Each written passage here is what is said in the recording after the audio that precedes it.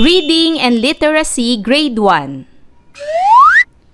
Quarter 1 Week 4 Day 1 Let's learn about Letter E Matatag Curriculum. Hello kids, it's me, Teacher Frel. Don't forget to subscribe, like, and share, and hit the notification bell for the latest video.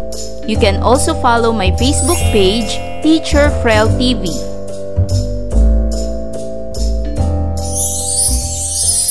For today's lesson in Reading and Literacy 1, we will discuss about letter E.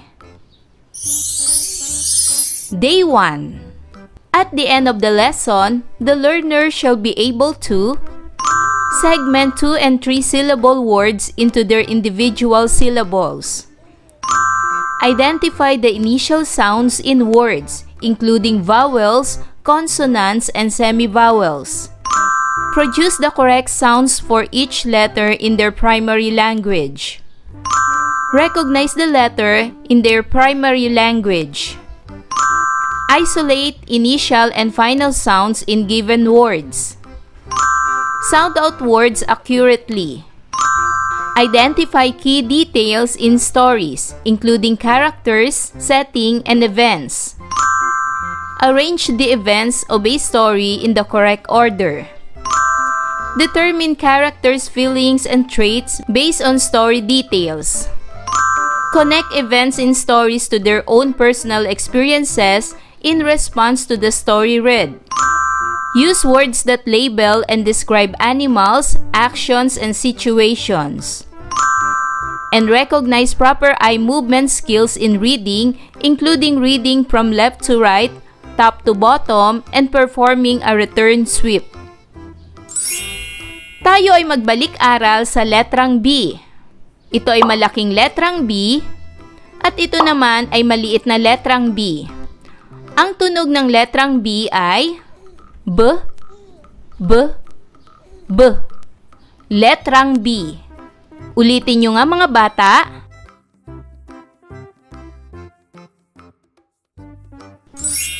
Ang mga salitang nagsisimula sa letrang B ay baso,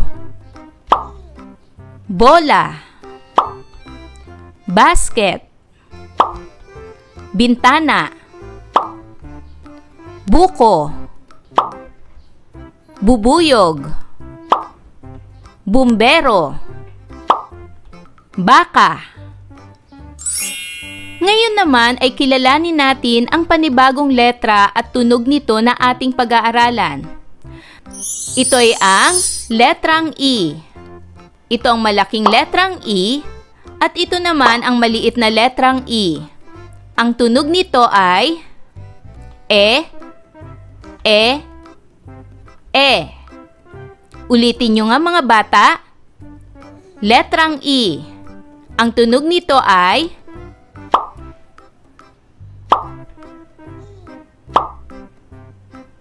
ulitin muli natin mga bata. Letrang E. Ang tunog nito ay E, E, E. Narito ang tamang pagsulat ng malaki at maliit na letrang E. Unahin natin ang malaking letrang E. Sa pagsulat ng malaking letrang E, isulat muna ang patayong linya.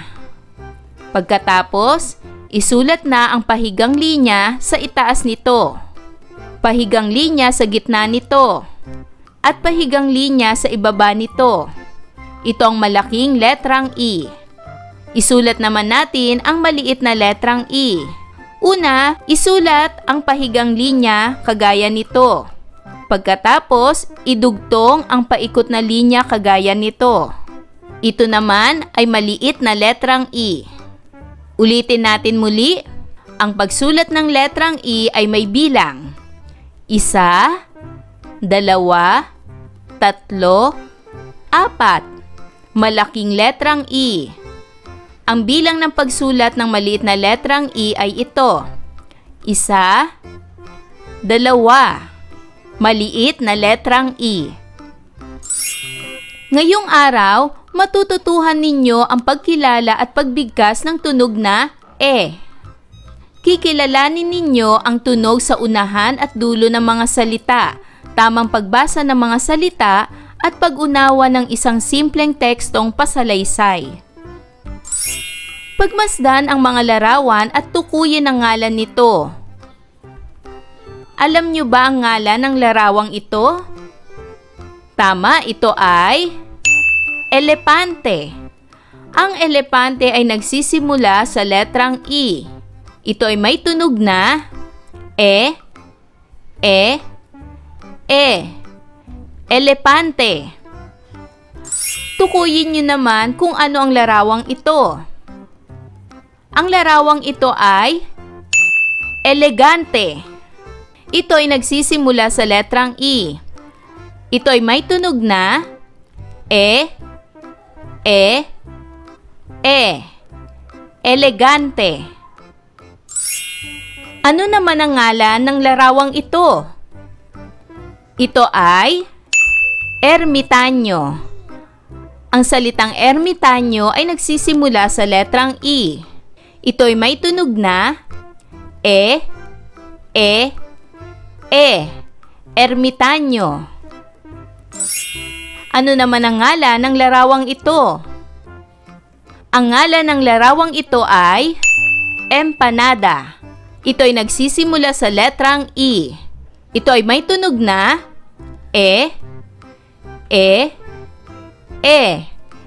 empanada. Ano naman ang ngalan ng larawang ito? Ipinapakita sa larawang ito ang ehersisyo. Ito ay nagsisimula sa letrang E. Ito ay may tunog na ehersisyo. Ano naman ang ngalan ng larawang ito? Ang larawang ito ay ensaymada. Ang salitang ensaymada ay nagsisimula sa letrang E. Ito ay may tunog na ensaymada. Ngayon ay makinig sa isang kwento na aking babasahin. Sa pagbasa, dapat ay gumagalaw ang ating mga mata mula kaliwa patungo sa kanan. Mahalaga ang tamang pagtigil o pahinga sa pagitan ng mga pangungusap upang mas maintindihan natin ang binabasa. Para sa pagpapaunlad ng talasalitaan, ay gawin ang gawaing ito. Para sa unang bilang, ito ay isang uri ng hayop na may malalaking tenga. Ano ito? Tama! Ito ay elepante. Pangalawa, ito ay isang uri ng sasakyan sa himpapawid. Ano ito? Tama! Ito ay eroplano. Pangatlo, ito ang tawag sa isang tao o bagay na kakaiba. Ano ito? Tama! Ito ay espesyal. Ngayon ay makinig sa isang maikling kwento na aking babasahin. Ang pamagat ng kwento ay Ang Elepanteng Elegante. Sa isang malayong kagubatan, may nakatira na isang elepanteng elegante. Ang elepante ay espesyal dahil sa kanyang malaking tainga. Araw-araw siyang nag-eehersisyo at kumakain ng empanada at ensaymada. Ngunit ang elepante ay may ibang nais gawin. Isang araw, nakita niya ang isang ermitanyo na may edad na at tinanong siya nito, "Elepante, bakit ka malungkot?" Sumagot ang elepante, "Nais kong maging kakaiba, lumipad sa himpapawid tulad ng ibon o sumakay sa eroplano at libutin ang mundo." Gumawa ang ermitanyo ng isang eroplano mula sa dahon at sanga.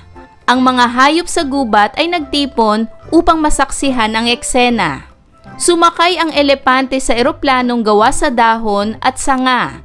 Ngunit dahil sa bigat niya, Siya ay lumagapak sa lupa at ang lahat ay humagalpak ng tawanan. Naibigan niyo ba ang kwento, mga bata? Ngayon naman ay sagutin ang mga tanong. Para sa unang katanungan, sino ang mga pangunahing tauhan sa kwento? Tama! Ang pangunahing tauhan sa kwento ay si Elepante. Pangalawa, saan naganap ang kwento?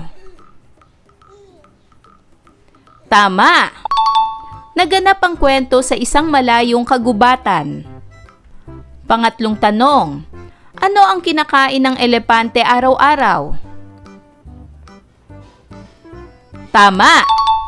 Araw-araw ay kumakain siya ng empanada at ensaymada. Pang-apat, ano ang nararamdaman ng elepante noong una siyang nakausap ng ermitanyo? Tama! Nais ni elepante na maging kakaiba. Panglimang tanong, bakit nais ng elepante na maging kakaiba? Tama! Nais ni elepante na maging kakaiba dahil nais niyang lumipad sa himpapawid katulad ng ibon, sumakay ng eroplano at libuti ng mundo. At pang-anim na katanungan, may karanasan ka ba na katulad ng elepante na nais mong maging kakaiba? Ibahagi mo ito. Bigkasin ang mga salitang nagsisimula at nagtatapos sa tunog na E. Hatiin ang bawat salita sa pamamagitan ng pagpalakpak o pagtapik. Ang mga salitang nagsisimula sa letrang E o may tunog na E sa unahan ay eroplano. Pantigin at ipalakpak ang salitang eroplano. E-ro-pla-no. Eroplano. Sumunod, ermitanyo. Er-mi-tan-yo. Ermitanyo. Sumunod, empanada. Em-pa-na-da. Empanada. Sumunod, ensaymada. En-say-ma-da. Ensaymada. Sumunod, ehersisyo. E-her-sis-yo. Ehersisyo. Sumunod, espesyal. Es-pesyal. Espesyal. Narito naman ang mga salitang may tunog na E sa hulihan ng salita. Gaya ng putahe. Pantigin at ipalakpak ang bawat pantig. Pu-ta-he. Putahe. Kamote. Ka-mo-te. Kamote. Kapote. Ka-po-te. Kapote. Karuwahe. Ka-ru-wa-he.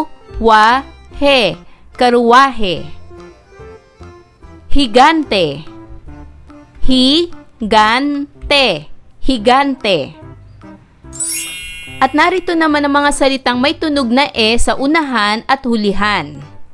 Gaya ng elepante. E-le-pan-te. Elegante. E-le-gan-te. Ngayon ay dumako na tayo para sa pagsasanay. Iayos ang mga pangyayari ayon sa tamang pagkakasunod-sunod gamit ang numerong 1, 2, 3.